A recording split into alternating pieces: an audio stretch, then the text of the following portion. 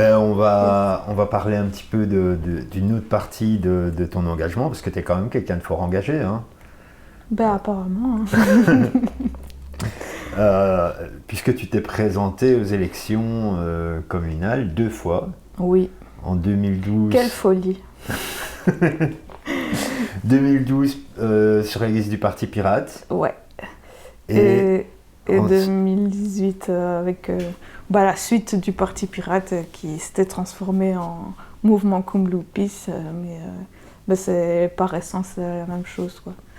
Donc un peu l'historique, c'est que on était en 2012, on avait entendu parler du Parti Pirate. C'était un mouvement qui était apparu en Suède, je crois, dans les années 2006. Et donc, il s'était un peu essaimé partout. Il y avait des équipages pirates un petit peu partout en Europe. Et en Belgique, il y a un équipage belge qui est venu nous trouver un petit peu pour nous motiver. On était quelques potes autour du projet. Et donc, on a été séduits par ces idées, surtout de renouveler la manière de faire de la politique avec de la démocratie plus participative, plus accessible, plus compréhensible, plus de transparence. C'était vraiment les mots-clés. Exiger la transparence, défense des libertés, etc. Donc, liberté, ouais.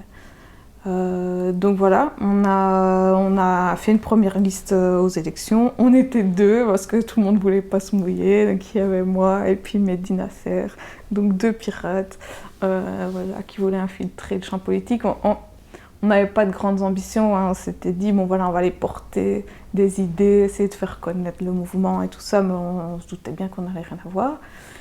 Et en fait, on a failli avoir un siège. Moi, j'étais chez moi le dimanche, bien tranquille, pyjama, j'ai été votée, mais c'est bon. Puis la presse qui m'appelle, commentaire, Antenne Centre qui me dit « Mademoiselle, il faudrait que vous soyez à la commune à la fin du dépouillement parce que vous allez peut-être avoir un siège. » Moi, je merde. Et donc voilà, mais ça s'est joué de peu parce que c'est un monsieur d'extrême droite qui est passé pour ce siège-là. On avait eu 2,2% des voix. Ça correspondait à 900, un peu plus de 900 voix, quoi. On était assez fiers parce qu'on avait mis 9 affiches dans le centre et on avait eu 900 voix. Donc voilà, on avait fait une petite com sur les réseaux, mais on n'avait pas de moyens, quoi. Aucun moyen comparé à la machinerie des gros partis. Et, pour faire une campagne, il faut des sous, on n'a pas de sous, quoi. Et donc voilà.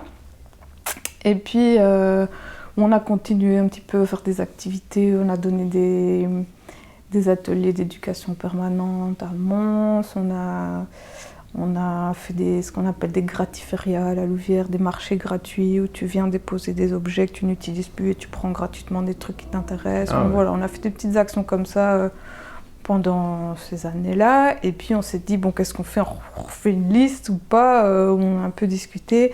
Et voilà, on s'est dit, on va aller encore reproposer ces idées-là.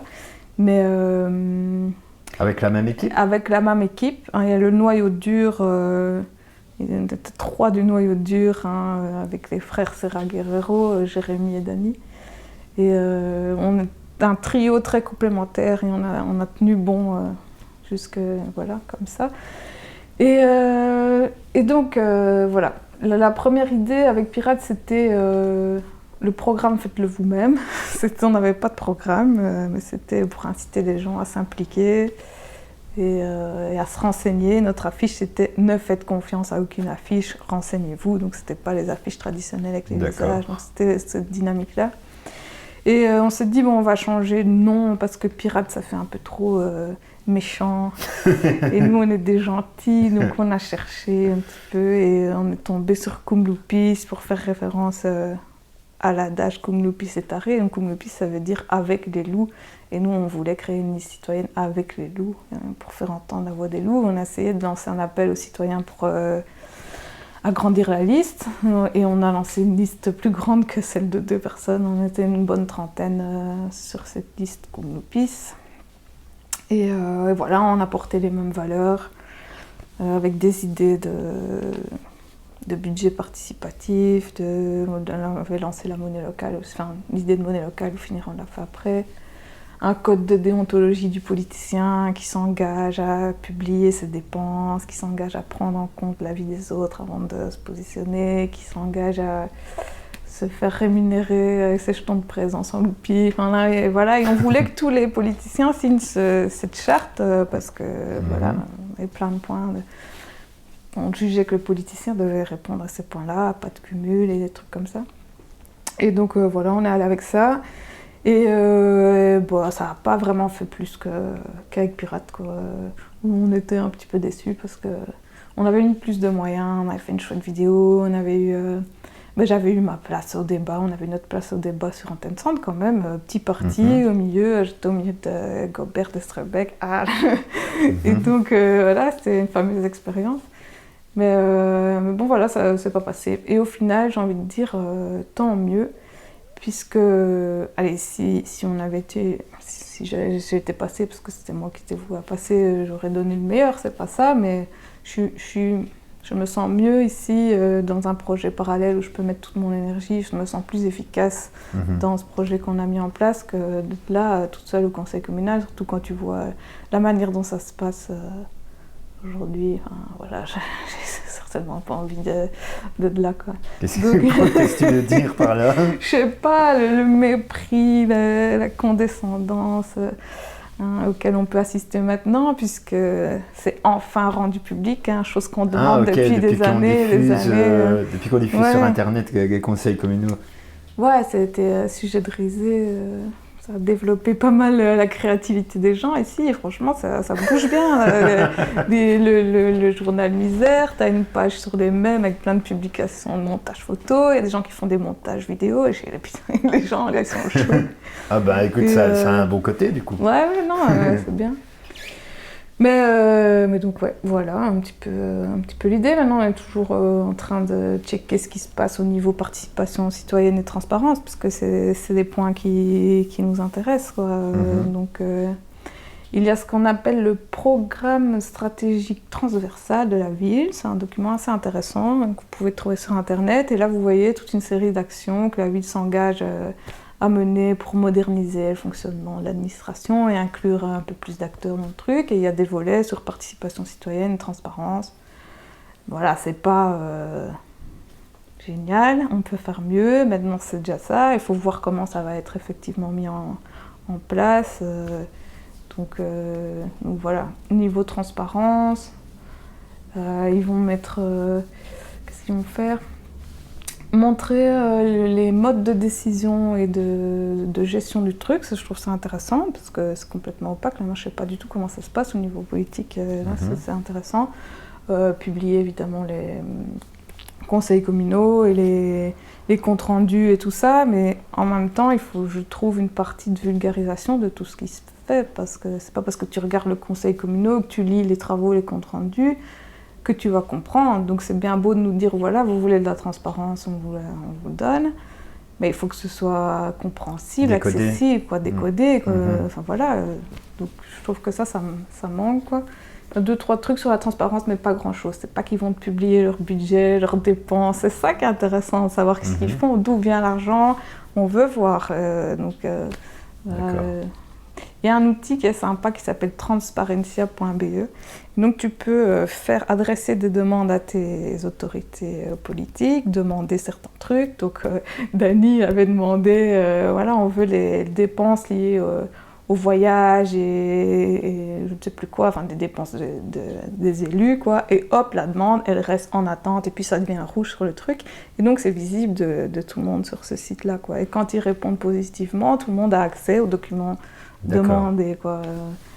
Donc ce qui veut dire que s'ils ne répondent pas, on voit qu'ils n'ont pas voulu répondre. On voit qu'ils ne répondent pas, alors on réitère la demande, on voit qu'ils ne répondent pas, et donc on peut pointer le fait « Ah, ils ne veulent pas les donner ». Mais par contre, des trucs qu'ils veulent donner, on a demandé tout l'ensemble des ASBL de la ville, hop, ils nous ont envoyé la liste, tu veux demander un cadastre. C'est intéressant, ça. Ouais, c'est ça. Ouais. On a demandé le cadastre de tous les locaux vides dans le centre, ben hop, tu l'as, enfin, s'ils veulent bien te le donner, quoi. Donc voilà, pour la transparence, il y a des trucs aussi qui sont mis en place pour plus de participation citoyenne, mais c'est, j'ai l'impression, peanuts, quoi, pas grand-chose. Une petite application, donc ça j'ai voulu la télécharger, c'est Flucity. Donc sur le site, le lien erreur 404, pas moyen de la télécharger. Sur Play Store, le pas su la télécharger non plus, donc je ne sais pas si elle est encore efficace ou pas, efficient ou pas, je ne sais pas comment on dit. Mais ouais, ça c'est une appli, si elle est bien utilisée, elle te permet de faire de la consultation citoyenne correcte, avec toute l'information en amont, la pédagogie qui va, parce que tu ne peux pas demander l'avis des gens s'ils ne sont pas informés sur le sujet. Tu peux faire des budgets participatifs, tu peux faire des enquêtes publiques via cette appli. Donc c'est un outil qui a l'air pas mal. Donc ok, mais comment on s'en sert, quoi? Comment on met les gens, comment on pousse les gens à l'utiliser, quoi. Ouais. Donc, et maintenant, ben justement, moi j'ai l'impression que ces derniers temps, il y a de plus en plus de choses qui bougent à la Louvière, mais du côté des citoyens, comme tu l'as évoqué tout à l'heure, sur Internet, etc. Tu t'envisages de réitérer l'expérience, d'être représenté? Non, je pense pas que je vais me représenter. Non. Tu fais des expériences, tu apprends un petit peu à mieux te connaître aussi, et là où tu es meilleur ou pas, enfin je sais pas, où tu te sens mieux en fait.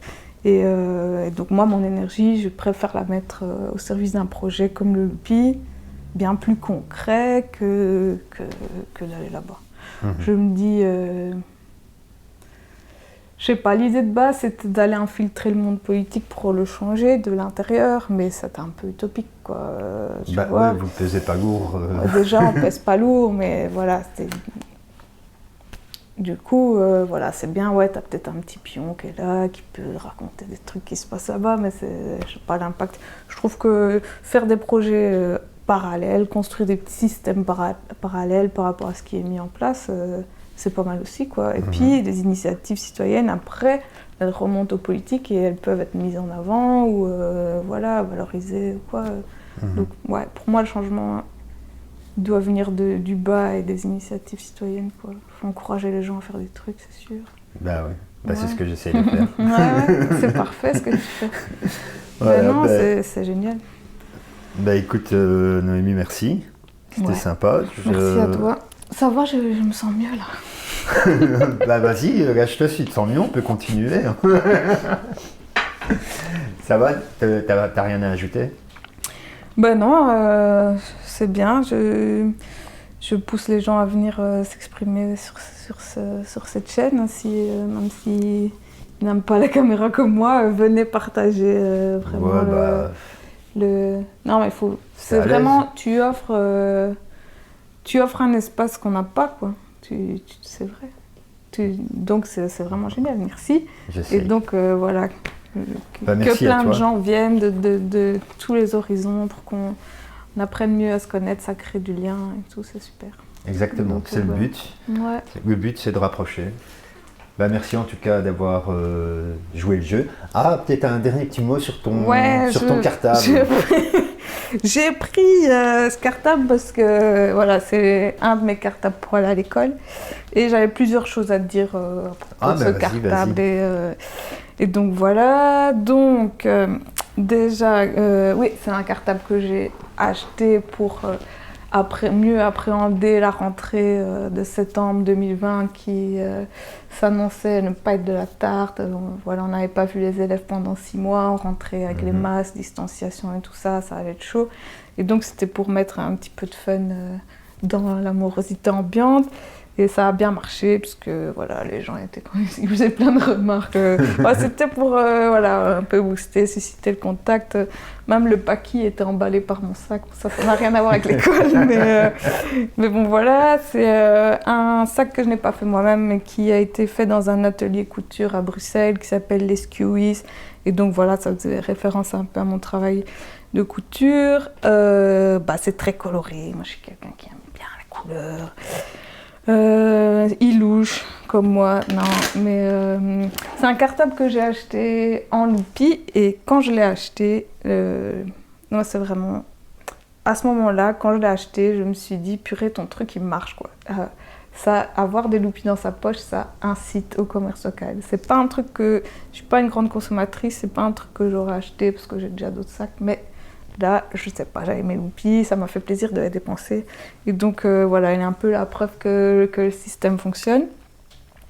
Voilà, alors j'ai 2-3 trucs dans mon sac, comme j'ai plus d'un tour dans mon sac. Et donc, alors, tu connais Tipeee, cette plateforme où tu peux subventionner des artistes et compagnie, des créateurs de contenu comme toi. Donc voilà ton premier tip, je t'offre ton premier tip. Donc ça c'est un vrai, c'est pas un spécimen. Et alors, voilà, je t'offre aussi, je fais un petit peu la promo, une Loopy Smash. Vas-y, ce qu'est une Loopy Smash? Donc c'est la bière qu'on a brassée pour soutenir la SBL, pour avoir un peu de sous, quoi.